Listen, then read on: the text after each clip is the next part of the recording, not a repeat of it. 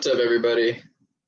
I wanted to talk about something that I feel like is very important in today's day, especially among the youth, among millennials, honestly, among everybody in America and also all over the world. And that is the mental health crisis that we are currently facing. So, Vice News did a report. The journalist was Alexis Johnson, and she brings up how the CDC warns that mental health issues used to be between 1 and 5 people. Over the past few years, and especially during this pandemic, mental health issues are now between 1 and 2 people. And this is a terrifying thought. It is a hard thing to think about because that means many people that you know specifically are going to be suffering from things like anxiety, depression, bipolar disorder. The list can go on. And I think we need to really start bringing to light how serious of an issue this is, because mental health is physical health. Mental health is just as important, if not even more important than physical health. So I want to talk about how this started and how we got to a point where 1 and 2 people can be suffering from mental health dilemmas. And I think that really begins with political outside forces that bleed and root themselves into the family nature, the community nature, and it's a very complicated and interwoven topic that definitely needs a lot of discussion. And I think this pandemic has really inflated the pressures on people and led them to start feeling more of these feelings of anxiety, depression, and bipolar disorder, etc. So when it comes to the economic conditions, I need to say that the family relation now is not what it used to be. It's not a family where you wake up and you stay at the house, living with your family, working on your backyard and your garden and such. The family now is a money relation. It's all about the money aspect behind the family. And once that gets into the relationship of the family, it leads the family to have conflict, especially if the family is poor. So if the family is experiencing economic hardship and the parents are experiencing economic hardship, the parents are going to have a lot of feelings that may be negative because of that economic hardship that they can then transfer to their children subconsciously, maybe unconsciously, I mean. And it's a massive cycle that continues to perpetuate a mental health crisis where the family, let's use a father as an example. I read a book called The Populist Guide to 2020 where Crystal Ball and Sagar and JD bring up how there's now this standard for men in society where you have to reach this top of the ladder. You have to provide for the family, get yourself a big home, get yourself amazing food for the table, bring all these things back to your house. And sadly, the aspirations that these fathers, let's use fathers as an example, are trying to reach are so narrow and high that many people are not reaching those aspirations. And they're trying to reach those aspirations because all around them, that's the idea of success. The idea of success is getting rich, buying a nice home, buying a nice car, getting all these things for yourself and your family. And when you have a generation of men that are believing that they have to aspire to be this great thing and achieve all this greatness, but systemically it's actually impossible. I mean, you're going to tell me, we can even say, let's say a poor black kid in the ghettos of Detroit versus a white kid in Silicon Valley. The opportunities for growth there are so different. And that's another reason why mental health issues are completely spread out across people of color in America, because you're giving all these humans this message of this is what you have to be, while not giving them any material well-being to get there, no help to get there. The government over the past year, since the pandemic started, has not been doing anything substantial for the American people. In fact, they've been working to provide for the elites. And when the CARES Act passed last March, it's the biggest upward transfer of wealth in human history. And with a few years, the money that was around 2 trillion to corporations, it's eventually going to bleed into 4 to 5 trillion dollars that the CARES Act is giving to certain corporations, socializing the rich. And when you socialize the rich, what happens to the poor? What happens to all the middle class workers? They're left with nothing. And when you have to believe that you need to be this thing that is a bringer of safety and life to the people around you, and there's no way to do that, that's going to also lead to greater mental health issues. And now with the pandemic, there's isolation. And isolation is something that so many people are having to go through right now, and it's destroying them inside. And the isolation is also leading to different forms of addiction. And that's another reason I think the mental health crisis is so bad, because we now live in the age of addiction. And what I mean by that is every single where you look, there's things that you need to be consuming, things you need to be addicted to. When you wake up, first thing you do is go on your phone. Throughout the day, you use your phone. You're addicted to it. You're addicted to what it gives you. You're addicted to what it brings you. Okay, time to go to bed. Put the phone down. First thing you see when you wake up, last thing you see at night. Let's put the phone to the side. Drug addiction, marijuana, heroin, certain pills. I mean, the amount of people that are becoming addicted to these things is exponential, because they want to find some form of connection with themselves and with the community around them, and they're not getting it. They're not getting material help. They're not getting psychological help. They're not getting physical help. So as we are trying to live in this society as human beings, we can feel things. All we're now meant to feel are things and items that are given to us to make us experience a quick stimulation. So now there's people that are addicted to sex, addicted to food, addicted to chocolate, addicted to video games, addicted to porn, addicted to drugs, addicted to pain, addicted to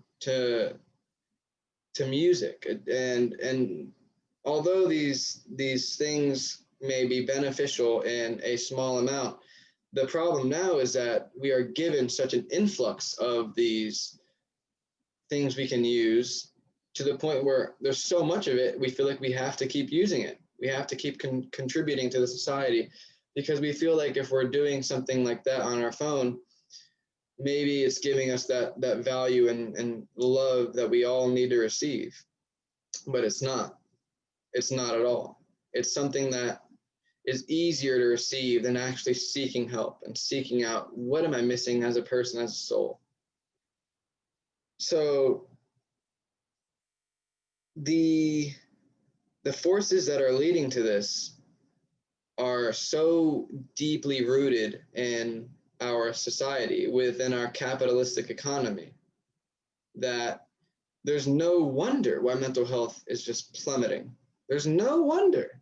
How could you even think it's going to get, what you think it's going to get better, as people are now losing money every day and just and living isolated in this tiny bubble where all they want to do is just find ways to be addicted to different things? That's not going to be how it improves. In fact, it's only going to get worse from here. So we need to figure out what to do about this mental health crisis. So there are a few things that we can do, and before we talk about what we're going to do, the last thing I want to talk about is polarization and disinformation. And as we turn on the news, we're now figuring out that the news outlets want us to be more afraid of Americans, of each other, than we are of the elites, than we are of those at the top of the food chain. So the system has currently been set up to where you're afraid of maybe somebody who has a different view than you do. You're afraid to go to a protest because you think you might get shot. You're afraid to speak your mind. This divide is leading people to become closed off from even expressing themselves to begin with. And we need to figure out a way to provide people economic well-being. And there are ways to do that. We need to pass legislation. Those in the government need to pass legislation that grants people economic well-being, because if you're economically well, you can provide for your families. There's not all these stresses compounding your brain. You're going to feel better. You will. So if everybody's getting $2,000 a month for the duration of the pandemic, the universal basic income, people are not going to be as depressed. They're going to be feeling some sort of comfort that there's something looking out for them. But currently, there's nobody looking out for you. Zero people in power, and not zero. There is a few representatives that really want to pass bills that do things for the people that are beneficial. But almost everybody in government is a careerist looking to further their own goals and ambitions while leaving everybody else behind. So we need to pass legislation that can produce material well-being, economic well-being, and that can lead people to consume healthier foods, produce healthier thoughts, because food for thought. If you consume life, you become life. If you consume death, you're going to become death. And we need to have systems that provide life instead of constant death. And when I say death, I mean, you turn on the TV, it's death in other parts of the world. Maybe it's death in America. You turn on the shows on things that aren't even on things that are fiction, it's death. You turn on video games, it's death. Call of Duty, for example. It's constant. And I think a lot of people are relating to those feelings because they feel like that. They feel like they are a worthless human, but you're not a worthless human. Nobody is worthless. You can't let the system tell you that you are, because the system wants you to feel that way to begin with. That way, those in the top of the food chain can use you as a pawn to give they more economic well-being. And that's not what we want to be. That's not what anybody wants to be. So other than political change and reformation, seeking help is another important, probably the most important aspect of the mental health crisis. 1-800-273-8255 is the phone number that people should be calling if you feel anything. You need to seek out, how can I solve this missing piece of the puzzle within myself? How can I bring the light of truth into my life as opposed to the shadow of lies? You want to breathe for a second, because our brains are constantly trying to figure out what to consume, what to do. What do? I need to use my phone now. I need to eat. I can't just sit still and rest. I need to make money. I need to have sex with this person. I need to please that person. We need to give time to our own beings and our own souls. And that's something that would alleviate some of these long-lasting effects of this mental health crisis. And the effects will be long-lasting. I shit you not. If this pandemic rages on, there's no way in hell people are going to be able to solve their mental health issues as well as trying to solve their economic issues, as well as trying to solve their personal issues. It's too much for people to handle. And this is going to lead to violence. This is going to lead to crime. This is going to lead to depression, more suicides, more overdoses. And the problem will only get worse unless we really demand change from the government and change from ourselves. And we ask ourselves, what can we do to alleviate the pressures that we are feeling as people? And those two or three things can greatly increase a person's well-being, not only providing psychological comfort, but a feeling of love and connection, because that's what we all crave. We think we're being connected to others through our phones, through technology, but it's not happening. And I'm going to end this here. We need to understand that trying to substitute human connection through an app, through foods, through virtual reality, will never do it. It just won't. So if you're watching this and you feel any of the symptoms that I mentioned earlier, or you may know somebody that does, please reach out or encourage them to reach out to a suicide hotline, to a therapist, to psychological services, to anything that will give them the voice that they want, the voice that they have, the voice that they can use to be a product of change and positivity. So please, please, please, please, please reach out, seek help, provide help, and bring love and beauty to everybody that needs it. And again, demand change now from the government. And that will also greatly reduce the stresses people are feeling. I promise you.